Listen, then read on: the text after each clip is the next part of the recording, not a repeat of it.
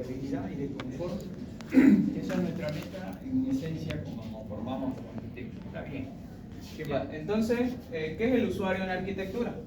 El usuario es las personas que se relacionan con los espacios que nosotros diseñamos.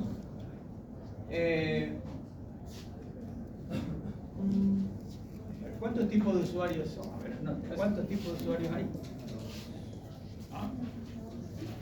¿Cuáles son sus usuarios? Permanente y temporal. ¿Y ustedes qué tipo de usuarios son?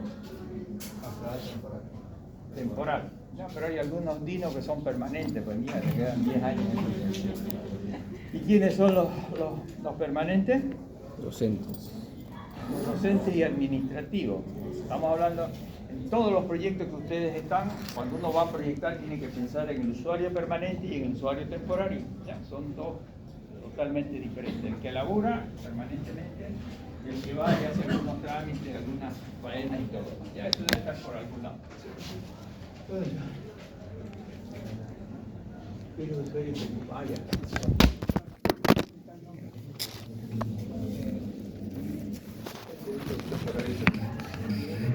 Vos le ibas a decir seguro, pues ya. A ver, sigue, entonces. Ya. Como decía el arquitecto, están los usuarios permanentes y los temporales. En los permanentes, otro ejemplo sería una familia que habita una vivienda. Y en los temporales también podríamos decir las personas que están en las terminales de buses o aeropuertos. Y en tu casa, ¿sí? ¿Cómo es ejemplo? Serían las visitas de Los amigos, las amigotas y todo eso. A ver, facilito, ya siga, a ver, no me la vueltea. Ya, ya vimos los tipos de usuarios y ahora vemos las necesidades que tienen los usuarios, que son naturales y las naturales y las sociales. Esto lo ha copiado, pues, ¿no? Y este está buscando dónde miércoles puso, pues, ¿no? La idea de esto es que esté en su cabecita, pues, digo, ¿no? Uno debe estar todo lo que uno ha escrito ahí, por eso el acto de escribir da un acto de pensar, no es lo mismo copiar y pegar, lo quiere pegar. A ver, fíjense, él habla de un mundo del usuario, cuando hablamos del usuario, esto debería estar remarcado, hay un mundo de necesidades. La necesidad, estamos hablando de dar condiciones de confort y de habitabilidad, ¿no? Hay necesidades, en algunos casos físicas. Nosotros, cuando ustedes proyectan en base a quién, debemos proyectar a nuestras condiciones físicas, pues no al modulor como hace Le Corbusier, como hizo Le Corbusier, nuestras condiciones. Si acá somos chaparrones, pues proyectamos por los chaparrones, pues no. Entonces, es una variable, dice, para dar condiciones de confort. Después habla de las emocionales. También vamos a ver de qué manera la arquitectura nos provoca sensaciones y emociones. Hay un mundo aquí que no sé si lo has desagregado a este mundo de las emociones. ¿Esto será? No sé si fue, aparentemente podría ser, no sé, pero claro, por eso digo, a ver, estamos hablando de qué es lo que le afecta al usuario, qué es lo debo estudiar yo del usuario para que darle esas condiciones, que es el objetivo. Bueno, digo, miraré las necesidades en cuanto a distintos usos. ¿Cuál es la necesidad aquí? De pasar clases. Hay una necesidad establecida. Bueno, veremos si se cumple o no, ya, es otra cosa. Estamos hablando de las condiciones físicas también, ¿no? Hace a los espacios, y son, aquí uno habla para 80, a veces entran una montonera. Las emocionales, vamos a ver cuáles son. Las sociales, podría ser, cuando hablamos de las sociales, ¿qué estaríamos hablando? Cuando ustedes escriban algo, mediten, pues, ¿no? Cuando uno escribe algo es porque lo ha pensado, pues no porque lo escribió a lo loco, pues, ¿no? ¿Qué sería eso? Las necesidades sociales serían los espacios que necesitamos para que se dé la interacción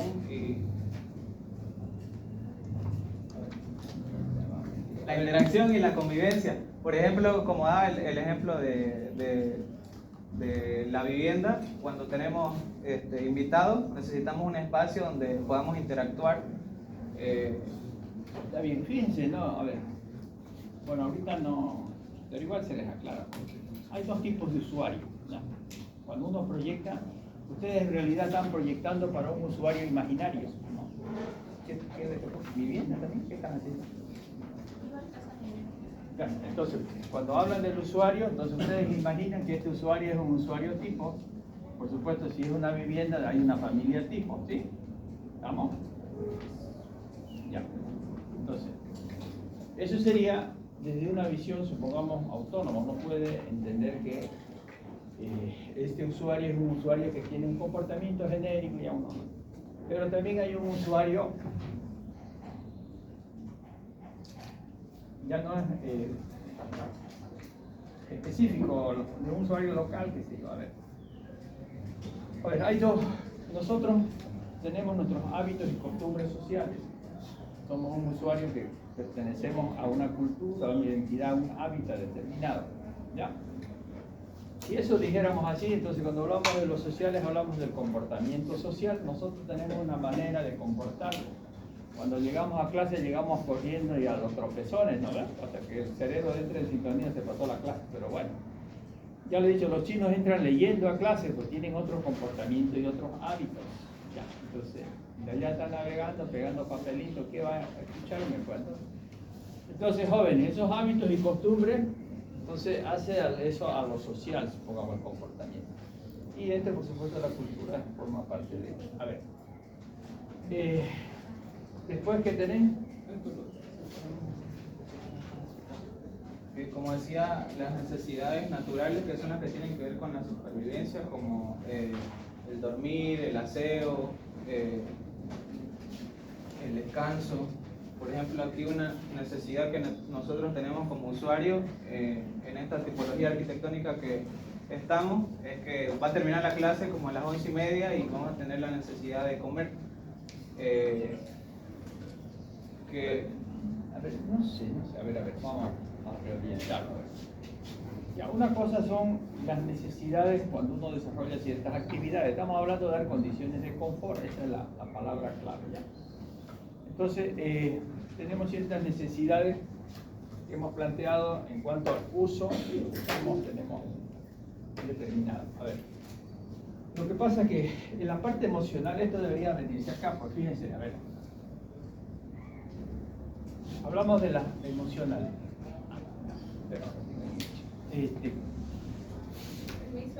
Ya,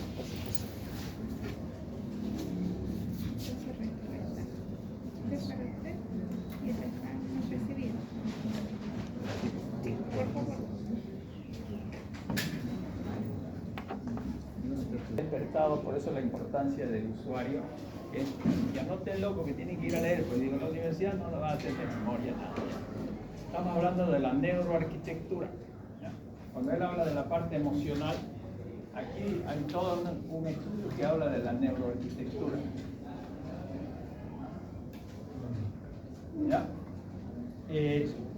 Entonces, ahí entra cuáles son los aspectos de la arquitectura que tienen un efecto sobre nosotros. ¿Sí? ¿Y cuáles serían? Entonces uno se imagina en un ambiente y dice, a ver, yo estoy aquí paradito y vamos a ver. ¿Qué elementos de la arquitectura son los que tienen un efecto sobre nosotros? El color. Ya, a ver. Pero identifiquen, digo, tenemos 7 elementos de la arquitectura. ¿Ya? Después llamémoslo las propiedades de cada uno de los elementos. Entonces, ¿cuál es el que tiene una incidencia sobre nuestro estado de ánimo? El espacio, dice. El espacio es un componente, ¿sí? Los espacios veremos alto y no sé qué, y no sé cuánto. Los espacios estrechos, angostos, ¿tienen un efecto psicológico sobre nosotros? Sí. ¿Qué más? Composición.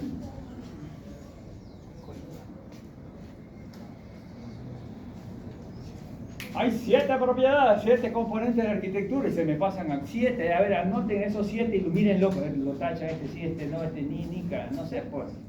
A ver, de los 7, tienen que aprenderlo de memoria. ¿Cuáles son los 7 componentes de la arquitectura? Espacio, forma.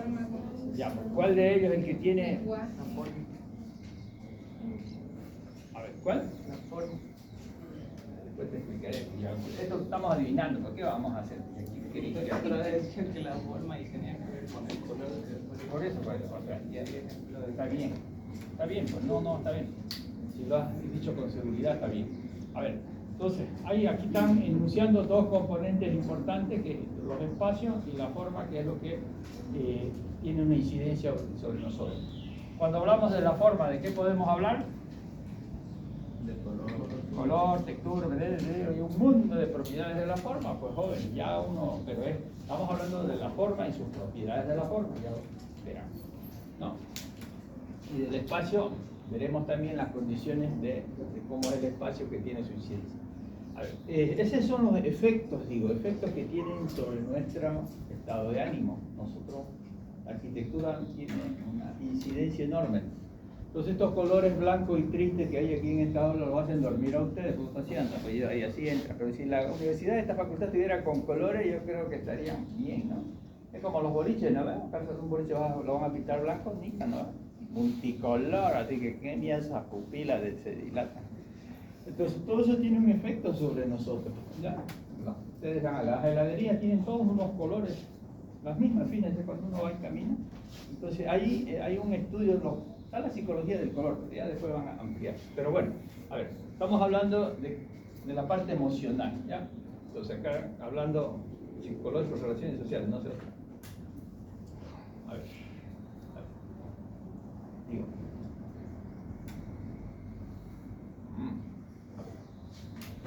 Mi socio, a ver qué hay aquí.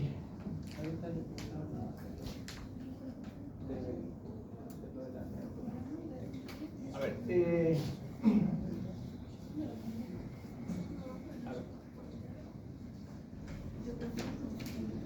Juventud, divino tesoro. A ver, bueno, aquí fíjense, ya es cuestión de reordenarlo, ya estamos de acuerdo. Entonces él dice, a ver, cómo los espacios tienen una incidencia. Entonces dice, este espacio estrecho causa incomodidad física y un estrés psicológico, dice que es. Los bajos ayudan a una mejor concentración, así que si quieren concentrarse cuando estén leyendo, tienen que ir al ño chiquitito, bajito y van a ver.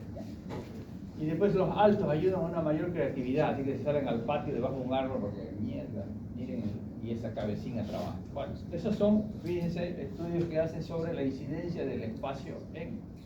¿Y de qué otro elemento tenés? Acá hablan de la forma, pero no hay ejemplos, supongamos, de cómo el color tiene una incidencia sobre nuestro estado de ánimo. ¿Ya? Entonces, los colores, de hecho, parece que algunos arquitectos que ni han estudiado la psicología del color, y es más vieja que la castañuela, esto no es que sea novedad tanto, supongamos, ¿no? Entonces, cuando hacen los hospitales en emergencia, ¿qué color le ponen? Rojo sangre, hacia la mierda, uno lo mira, puta, ya que entre con su enfermito sangrando ahí. Entonces, no ayuda a la psicología de nosotros qué colores son los pertinentes. Bueno, ya. Esto, fíjense, de los otros elementos también, como la iluminación artificial o natural, podría ser también el efecto que tiene. Vamos a ver la iluminación. ¿Qué colores? ¿Qué color? Pues le interesa. A ver, ¿qué color le pondrían a su dormitorio? ¿Qué tipo de iluminación le pondrían a su dormitorio? Cálida. Entonces, ya él tiene que, eso tenía que poner, pues, ¿no? Y fíjense, por eso estudiamos jóvenes todo esto que hace el efecto sobre las personas. A su abuelito, ¿qué tienen que hacerle con respecto a la iluminación? Dice que uno se transforma como los pollos. ¿Qué le hacen a los pollos para que se reproduzcan rápido, crezcan rápido? No lo dejan dormir. ¿Y qué le hacen? Le ponen luz permanente. Bueno, resulta que para los adultos mayores, me va a tocar a mí puro luz, que va a ser mi casa, tienen que estar extremadamente bien iluminados porque eso estimula las actividades cerebrales. Así que a su abuelito, si su mamá le ha puesto un poquito de mierda porque es miserable, no tiene que gastar, póngale un poco grande al abuelito para que sus actividades cerebrales se reactiven. Y eso está demostrado, y estudios hechos. Para eso venimos a la universidad, jóvenes. Se supone que lo que uno aprende va y lo aplica en su casa, pues mínimamente. No va a estudiar para el pedo. Entonces calladita, aunque su mamá se enoja, le cambian el foco para el abuelo y ya va a estar bien. Entonces, pero tenemos que ver los efectos que tiene sobre nosotros, porque si me ponen luz, no podemos decir para nada, pues, ¿no? Entonces, el efecto que tiene sobre el usuario. ¿Sí? De eso se trata el ejercicio. Bueno, y esto no sé para qué, supongamos, ¿no? Ahora, siempre te posesiona el usuario y el efecto que tiene sobre las personas. La iluminación, la ventilación, el confort, supongamos, de la ventilación y todo eso. ¿Sí? Claro.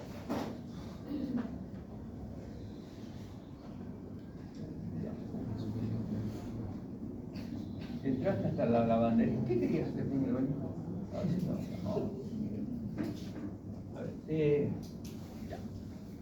Entonces, por eso digo, ya para que quede claro para el próximo, porque no podemos ir repitiendo todas las veces lo mismo. Ya estamos hablando de las condiciones de confort, de habitabilidad que se debe brindar y cómo la arquitectura tiene un efecto sobre nosotros. Y en estos aspectos espaciales, morfológicos, ambientales, lumínicos y todo eso que uno empieza a relacionar para ver de qué manera generamos esa tranquilidad, esa paz.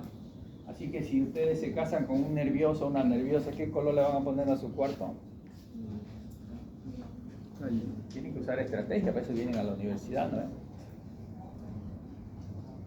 No lo vas a quitar cualquier color, pues para avanzar esa fiera necesitamos unos colores adecuados. Pues. Entonces los colores de la natura, supongamos, ¿no? El verde y el celeste, son colores que calman a las personas. Y si el cristiano sigue bravo o la cristiana sigue trompuda, ¿qué le hacen? Hay estrategias, pues, jóvenes. ¿Ah? Ponen música, la música aplaca a la fiera, jóvenes, la música aplaca. Entonces no ponen, mira, me gusta escuchar música, ¿no? O te haces la loca, pues no, el loco. Para ver si esa fiera se amansa, porque es la única que hace. Si ahí no pasa nada, pues le decís, mi hija, lo siento mucho, vaya a su casa. O me salgo, me voy o me quedo, no sé. Pero jóvenes, hay estrategias, digo, de eso se trata, ¿no? Entonces, si alguien sufre bulimia o anorexia, no podés pintar de cualquier color tu casa, la cocina, los comedores, todo tiene estrategias, jóvenes. Por eso, a ver, todo lo que estamos hablando hace alusión a qué tipo de arquitectura estamos reflexionando acá. A la neuroarquitectura.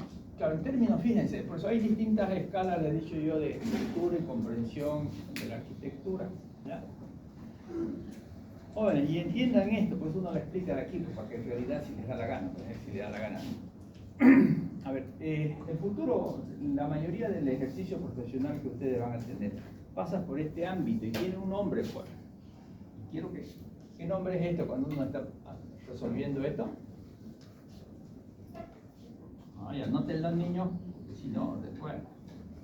La arquitectura de interior. ¿Sí? Por lo general llaman un decorador, pero ¿no? En esta ciudad yo estoy diciendo, hacen edificios, por todos lados ustedes ven. Y aquí van a llamar un decorador. Y si quieren decorador, pues le damos huasca a nosotros, pues no tenemos el espacio, todos lo manejamos. Entonces esto hace a la arquitectura de interior. Entonces, el mejor capacitado tenemos que ser nosotros los arquitectos. ¿Sí? Para eso estudiamos así. Y vemos y resolvemos espacial, todo lo que estamos estudiando acá. ¿Se entiende? Hablamos de la antropometría, que tiene que ver con las medidas y la proporción del ser humano. No, está bien, esto por eso, ya en lo físico te pasás para allá, pero ya vemos cómo somos nosotros. Entonces, los mesones lo ponen 85, casi 90, donde viene la empleada chiquitín de mierda, y ya está todo el día trabajando la pobre puta, los moroquín, donde va a sacar. Entonces uno se adapta a las dimensiones. En el estadio, ¿ha visto cómo en nuestro estadio? La gradería de preferencia, como gigantismo sufrían esos arquitectos, el ingeniero, a veces no creo que un arquitecto. Si es tan simple diseñar arquitectura, joven, uno hoy se sienta, cuando ustedes proyecten en los ñoa, siéntense para ver una taza de cómo se distribuyen los accesorios, no es poner donde le da la gana, porque no se va a levantar con su trozo al papel al otro lado. Jóvenes, es sencillo, por eso uno va y se sienta uno. Entonces, esos errores garrafales que hay ahí, terribles, supongamos, ¿no? ¿Cómo van a mencionar como si fuéramos gigantes nosotros? Acá el chaparrón, mira, ¿qué va a hacer en el estadio?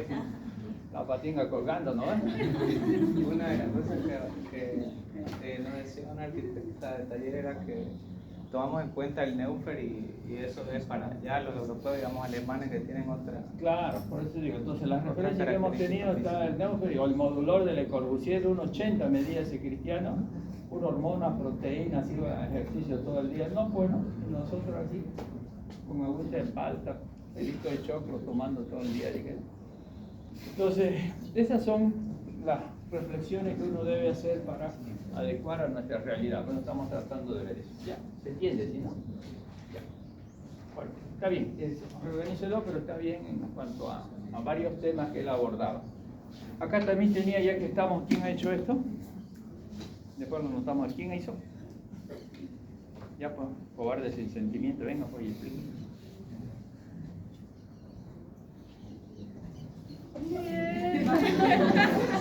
Esto debaten todavía. ¿Quién copió? Dice, vos copiaste, yo copié como. Yo cuando van a hacer su exposición se lo voy a sortear, ¿eh? No es que este va a hablar, nada querido, lo siento mucho. Los tres tienen que saber del tema, no es que uno va y el otro esté rascando. Ya de una vez no de tanta burrera. A ver. Ya han escuchado más o menos eso, vamos a ver cuál es la diferencia que marcan ustedes, qué es lo que dicen ahí. A ver. Bueno, en nuestro caso, tenemos bien claro que el usuario es la persona que recorre, habita cierto espacio construido. Más cotizado que el dólar.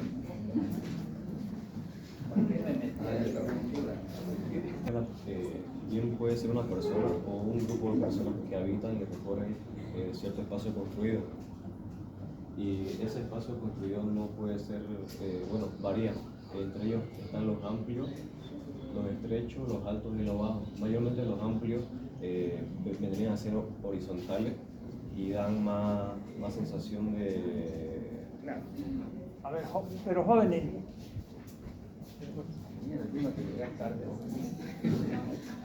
A ver, digo, toda la descripción, fíjense, esto de acá está... A ver, por eso digo, a ver, se supone que están escuchando, digo, ¿no? Estamos hablando de cuál es la relación del usuario con la arquitectura en sus componentes, algunos casos emocionales, supongamos. Cuando vos describís los espacios altos, bajos y no me decís cuál es el efecto sobre las personas, no sirve, pues, ¿no? O sea, no es describir el espacio, no es describir la forma, sino el efecto que tiene sobre el usuario. ¿No? Es un poco esto que marca su compañero. ¿Cuál es el efecto, supongamos, que tenía aquí de los espacios? Esto está bien. Entonces, más o menos de eso, en cuanto te toque a los espacios, ya. Alvira, ¿y esto qué? Porque, como le decía, cada tipo de espacio crea sensaciones. Por ejemplo, los espacios amplios dan comodidad y los estrechos dan mucha incomodidad porque uno no se puede mover. Esos serían los impactos en el usuario. Pero digo, estamos hablando del efecto que tiene sobre nuestro cerebrito, pues la parte emocional. Una cosa es los técnicos, supongamos, de dimensiones adecuadas para moverse y desplazarse un pasillito, tiene bien dimensiones, un camino, qué sé yo. Ya. No, ¿cuál es el efecto emocional? Por eso hablamos de la neuroarquitectura, así que van a ir a leer ya. En esta neuroarquitectura, ahí va a enunciarse todo el efecto que tiene sobre las personas. Fíjense, esto no es tan novedoso, ¿no? Porque dice que en Estados Unidos hacían las cárceles, las hacían como para que produzca un efecto de desequilibrio mental en el preso. Y le rompían la horizontalidad, ¿no? O sea, todo se lo desfiguraba además de tal manera que ese cerebro cuando vuelve pues ya está perdido. Por supuesto, después vinieron los derechos humanos, cagamos, ¿no? Así que hacerlo bien para que no... Pero tiene un efecto enorme sobre las cosas, ¿no? Es que... Entonces, bueno, eso en ese sentido, supongamos ver de qué manera afecta a las personas, ¿ya? Esto zonificación no sería, supongamos, está bien esto, por supuesto que va a usar, pero fíjense, cuando hablamos del tema este del usuario, en realidad estamos estudiando ambientes, un ambiente, no estudiamos la arquitectura así, uno elige un lugar, una sala, un comedor, un dormitorio, cómo duerme, en el yoga como uno comparte, no sé, pues digo, hablamos de ambiente, ¿sí? No es de todo, de un sopetón, no, ambiente, lugares, ¿ya? Un lugar de caminar, un lugar donde me siento, lugares, ¿sí? O sea, no es el conjunto, digo, uno va eligiendo, si uno va a hacer un análisis, cuando le toca hacer un análisis van a elegir un ambiente, supongamos, a ver, la cocina, comedor o el dormitorio, cómo está adaptado para el usuario, ya ustedes reflexionarán, pues, ¿no? ¿Sí? Ya, bueno, que pasa que está un poco desorientado, pero bueno, has escuchado a tu compañero, ¿no? ¿Y este de quién es? ¿Usted? Sí. Sí, es el mismo grupo. A cobarde, venga. Bueno, acá lo que tratábamos de explicar era sobre el punto sobre lo que nos había designado usted, ¿verdad? Que era la visión y el razonamiento. La visión es la idea o la percepción que una persona puede tener sobre algún tema y darle o interpretarlo desde su propio punto de vista. La visión que nos había tocado a nosotros era la visión autónoma. Como nos explicaba en clase, la visión autónoma lo que trata de, o bueno, la forma de estudio de visión autónoma es aislar una obra sin tomar en cuenta el entorno medio social, medio construido, A ver, el medio natural. ¿cuál es ese componente de la obra que te ha tocado? Porque lo hay. Es El usuario. bueno. Entonces significa que este usuario es un usuario genérico, ¿no? Está aislado del contexto, no sabe a qué lugar corresponde y todo. Entonces, este es el usuario autónomo. El usuario heterónomo habíamos dicho que es de un lugar determinado. Uno ve el clima y todo lo demás. A ver. Eso, pero no se ve aquí. A ver, jóvenes. Ya, pues claro que esto está en términos conceptuales genéricos, pero no está con el usuario, porque aquí debería estar el usuario paradito acá, en un ambiente arquitectónico, ¿no? Para ver de qué manera se considera a su usuario. Fíjense, la psicología del color es para todos nosotros, para toda la cultura, no es para, bueno, por lo general es para toda la cultura occidental, supongamos, ¿no? Nosotros interpretamos los colores rojos, amarillos, pero resulta, fíjense ustedes, en el altiplano dice que el color blanco hace alusión a los fantasmas, a los espíritus, no sé, lo considera algo no correcto, supongamos, o no aplicable, qué sé yo. Es como para nosotros el negro es espanto, pues no, un mausoleo nomás uno ve negro, no ve, mierda, la clínica no me la pusieron negro, parecía que uno estaba entrando ya al panteón. Entonces, mi idea en el altiplano dice que el color blanco tiene ese, por eso sus hospitales no son blancos, así había sido. Entonces, ¿a qué hace alusión esto? A esto de aquí. Cada cultura, que cada pueblo tiene también una interpretación diferente, pero en este caso él está haciendo en términos generales lo que aprende, ¿sí? Bueno, eso.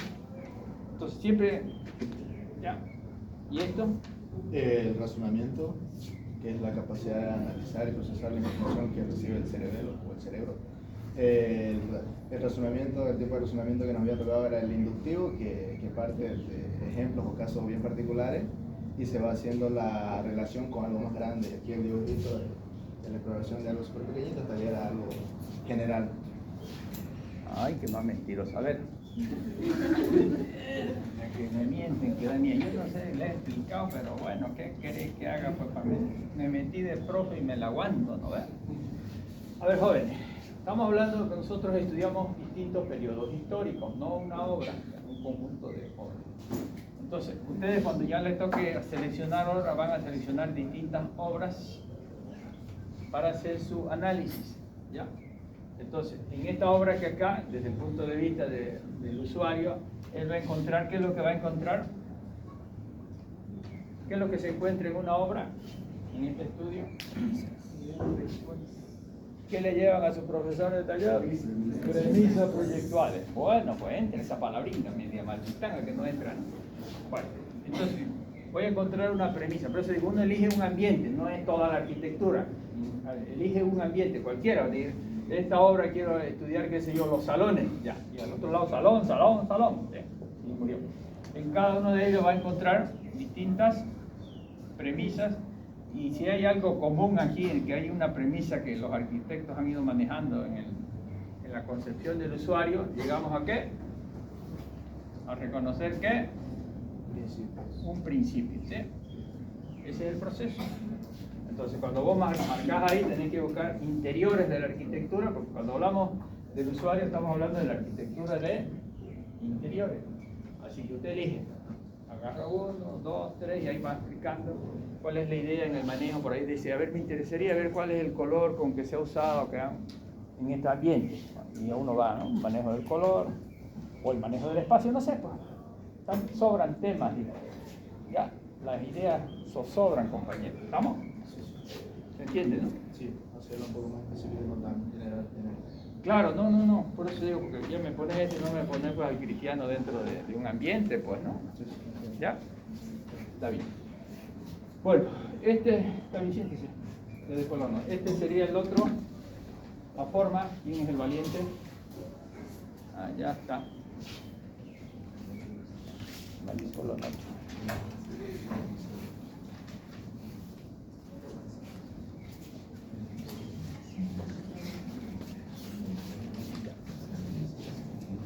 Con su machete se viene ya, está bien. ¿Qué querés que haga? Buenos días, arquitecto, buenos días, compañeros. Les vamos a explicar sobre la forma en la arquitectura. La forma en la arquitectura es el punto de contacto entre la masa y el espacio, y esta trabaja en conjunto con lo que sería el espacio, ya que esta delimita el espacio, la forma. Pero fíjense, no, por eso digo, ustedes inventen, porque a veces está ahí mierda, yo siempre el contacto y la masa, la mierda, la masa en el espacio, uno es chipado. Pero en términos generales, fíjense, ¿no? Hablamos del envolvente, ¿no? El envolvente de las actividades humanas, la envolvente de las actividades humanas, eso es la forma en términos más genéricos. ¿Ya? Y ese envolvente ya vamos a ver algunos, veremos cómo se resuelve el arquitecto. ¿Ya? ¿Cómo se genera la morfología? ¿Cómo ustedes van creando la morfología? ¿Cómo uno puede, a qué recurrir para generar una morfología en la arquitectura? Porque uno puede ser arquitecto morfológico. Fíjense, hay arquitectos que trabajan la morfología y murió la flor y adentro meten con lo que le da la gana, ni le importa. Pues, ¿no? Vamos a ver un montón de ejemplos en esta ciudad donde la morfología es el objeto del proyecto arquitectónico. Por eso hablan de la obra de arte, de obra no sé qué, no sé cuánto. Entonces, ¿cómo se crea la morfología? Y está ahí, pues, ¿no? Sí, por eso le pregunto, porque yo sé que está ahí, está dibujado, pero lo dibujan nomás, pues, pero no lo razonan, jóvenes, tiene que haber una etapa previa de sentarse calladito ahí. Uno aprende en soledad, jóvenes, en soledad. Yo me levanto a las 5 de la mañana a meditar, le cuento.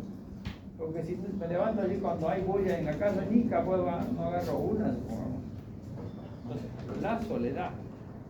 Ahí está ahí, a ver ustedes que lo están mirando, a ver si sospechan dónde está lo que les estoy preguntando. Son las que crean, son las líneas generadoras, la línea, el plano y el volumen. Ya, entonces, está diciendo de que vamos a ver que para generar la morfología tenemos los volúmenes, dice, ¿no? Aquí hay facilingo. Aquí dice el plano, pero aquí hay un error, por eso es importante que lo dibujen. ¿Ves? Facilingo, es por digo, darse cuenta. Cuando hablamos, no quieren, dibújenlo pues mierda. Son muy maletas para dibujar, ¿no?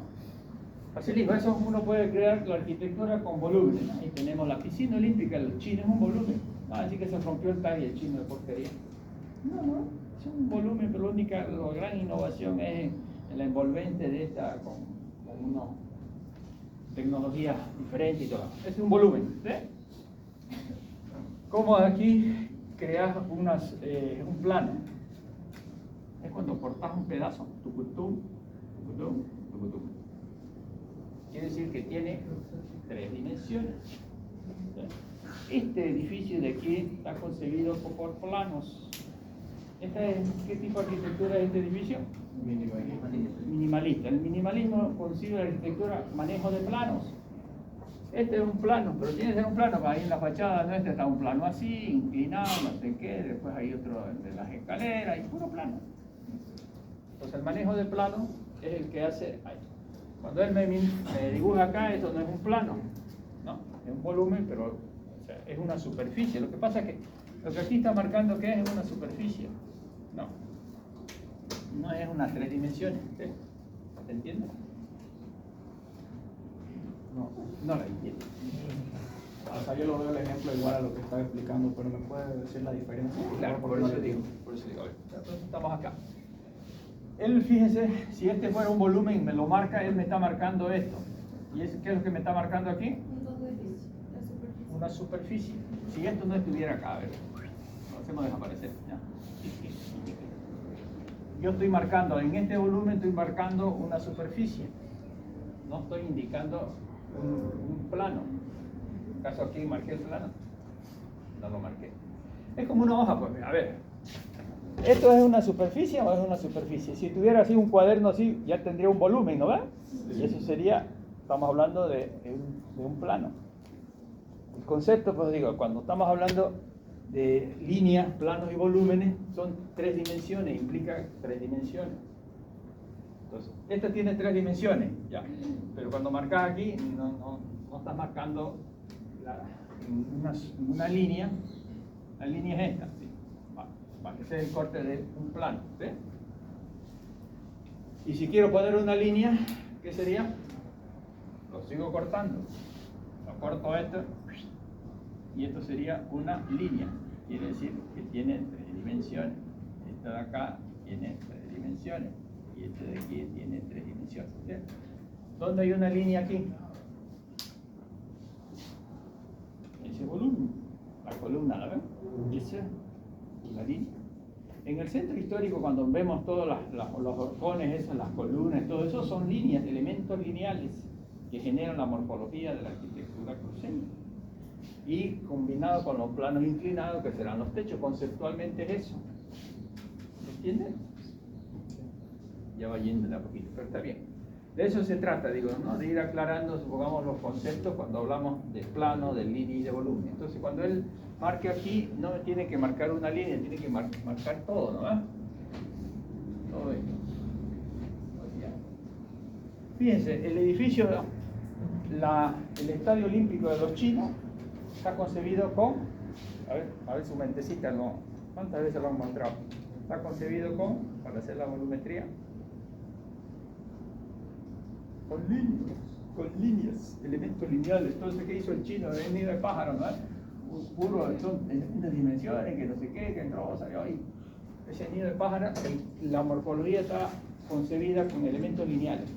¿Sí? Lo que hace Frank Gehry, puro volúmenes, ¿no? Lo que hacen los minimalistas es plano y volúmenes. Y así, o sea, hay muchas, por eso estamos aprendiendo los recursos cuando ustedes proyectan. Ya saben cuáles son los recursos proyectuales para resolver su morfología. ¿Sí? De eso se trata. ¿Estamos? Ya. Bueno, eso está bien. ¿Qué más hay? Dentro de la forma, esta se puede generar en 2 dimensiones, en el 3D y el 2D. El 2D es la dimensión que se utiliza dentro del alto y el ancho, vertical y horizontal, y se utilizan para hacer las plantas, como se ve en este ejemplo. Mientras que en el 3D, que es tridimensional, ya se utiliza lo que sería el ancho, el alto y la profundidad, que hace generar volúmenes. A ver, pero fíjense, ¿no? A ver. Ya. Cuando hablamos de 2 dimensiones, ¿no? No estamos hablando de que está bien, él le puso estas 2 dimensiones, pero no sería eso. A ver, estamos hablando de cómo se asientan las edificaciones en el suelo. ¿Ya? ¿Cómo se asientan las edificaciones en el suelo? Fíjense, el Pentágono es un edificio, lo han asentado, está el Pentágono con la casa redonda de no sé quién, boom, asienta un círculo y se acabó. Entonces, a medida de cómo se asienta en el suelo, supongamos distintas figuras, pirámides, qué sé yo, de todo, el arquitecto se pone a chivear y marca de qué manera se asientan las edificaciones en el suelo. ¿Sí? Esa idea es una propuesta morfológica del asentamiento de los edificios en el suelo. ¿Sí? Sabemos que debe tener, por supuesto, las 2 dimensiones, pues, que es ancho y largo, ¿no? Pero es cómo se sientan las edificaciones en el suelo. ¿Entienden? Ya, bueno, en 3D no hay ningún drama, eso está clarito, que todo eso, las formas regulares e irregulares, está bien. ¿Y qué más? Y dentro de las formas tiene sus propiedades, el contorno, el tamaño, el color y la textura. Estos son los que dan